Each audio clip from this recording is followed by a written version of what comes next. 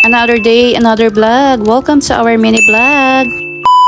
Good morning, and that day, napakaganda ng sinag ng araw dahil ang ganda rin talaga ng gising ko dahil magpapaayos na tayo ng buhok. Sa Thursday nga nito, maaga nga pumasok si Angelo sa school tapos itong bata nagre-reklamo dahil pansit nga lang. Kailangan kasi kapag kumakain siya ng pansit may kasamang itlog. Perfect combination ng breakfast niya yan. Kailangan kahit anong pansit basta may kasamang egg. Sasabayan ko na nga rin ng breakfast si Zoe dito kaya gumawa na rin ako ng black coffee ko. Every morning talaga hindi pwedeng mawala yung coffee dahil ito talaga nagbo-boost ng energy ko, lalo na pagdating sa mga gawaing bahay at pagtatrabaho. Si Dadad nga hindi ko na ginising dito dahil maaga nga yung gumigising para mag-asikaso kay Angelos at sabay na nga rin silang dalawa mag-breakfast. Natutulog nga siya ng gantong oras dahil si Zoe naman nung inaasikaso niya tuwing hapon. Tuwang-tuwa nga tong batang to kapag sinisharean ko siya ng sarili kong food. Napakabilis niya kasi kumain at inuubos niya agad yung pagkain niya. Ito nga si Dadad tulog pa kaya ginising ko na dahil susunduin niya na nga si Angelos. Hindi na nga ako nagluto ng lunch dito dahil meron na ngang lunch doon kay tita niya. Andun nga si Auntie Belen na tita ng asawa ko at nagluto nga siya doon ng adobong bangus at adobong manok. Ayun nga yung pinagmamalaki ng kapatid niyang si Mami Jen na masarap nga daw at talagang magugustuhan ni Dada. If naghahanap nga pala kayo ng net shade, ito nga yung marerecommend ko dahil napakatibay. Anti-UV na nga rin siya tapos heat insulation na rin. Ilalagay ko yung link sa comment. And ito na nga, on the way na nga kami papunta sa castle. Dito nga kami dumadaan sa multinational dahil ito lang yung pinakamabilis na daan dito papunta sa castle. Kumuha na nga rin kami ng bagong sticker na 2026.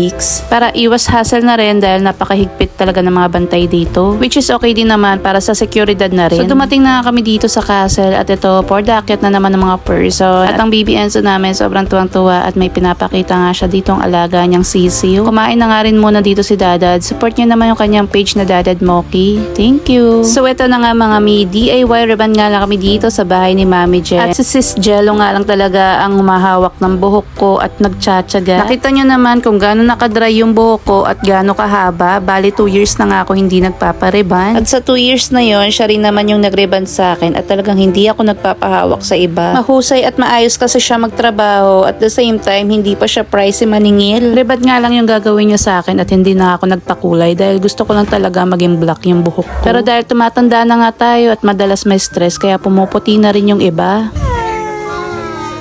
At ito nga na-deliver ko na nga rin yung Mami June na damit na in-order ng sis-in-law ko at tuwang-tuwa naman siya. So ito na nga yung first babad sa buhok natin at dahil DIY lang, gumamit lang kami ng garbage bag dito na XL size. Ibababad ko nga lang siya dito ng 30 minutes tapos kumain na nga rin ako ng lunch at tunay nga masarap talaga yung adobong bangus. At ito nga after 30 minutes, mailalagay nga siya ulit dito sa buhok ko. At bawat hibla talaga ng buhok ko, nilalagyan niya. Talagang hindi tinipid. Super humahanga nga ako sa ganitong mga trabaho dahil talagang nakakangalay. Tapos itong mga to, ang nilighalig pa nga sa tabi namin. Talagang nagkakagulo sila dito sa massage na to. Lalo na ang baby Enzo, nakikiagaw talaga. Yung alam mo yun, nagre-relax ka para gumanda pero parang kukulot ka ulit dahil ang kukulit nila dito sa tabi namin. Super nakakatuwa nga tong massage na to dahil ang lakas ng impact. Talagang nakakadurog ng lamig sa likod. At ito nga sinuot pa nga ni baby Enzo ang kanyang susuotin para sa pictorial nila ng mami niya at talagang napakpogi nitong batang to. Kahit ano ipasuot mo sa kanya talagang babagay dahil sobrang puti nitong batang to. At ito nga, pagkatapos ko nga ang ibabad, nagbanlaw na nga ako ng buhok sa CR. Tapos nilagyan niya na nga to ng gamot na pang botox para dito sa baba ng buhok ko na may mga kulay. Para hindi ma-damage sa init ng plancha. Super tuwala ko nga dito kay Jello dahil at tagal niya na nga trabaho to o sideline. Estudyante nga yan at pag-graduate na nga talaga ngayon ay talaga namang tunay na masipag kaya naman talagang ma-achieve niya yung goal niya. Hindi ko nga alam sa susunod kung marereban pa kami nito dahil sobrang busy na niya. Ngayon pa nga lang inabot na kami ng 2 years. Paano pa kaya kapag nagtatrabaho na siya? By the way, fast forward na nga tayo. Bali nakadalawang banlaw nga ako dito at ito na nga yung final niya. For the blower na nga lang ito at for the plancha at ito na nga yung result. O diba mga min, sobrang hapa ng buhok ko. Talagang mahaba rin yung pasensya sa akin ni Jello. Tapos ito pinatrim ko na nga lang siya ng konti para matanggal yung mga split hair at dito na nga kami sa labas. Tapos ito na nga tayo mga mi ang final look natin. O diba mga mi, nakaka-refresh talaga kapag bagong ribbon. Hanggang sa pakiramdam at talagang nakaka-fresh.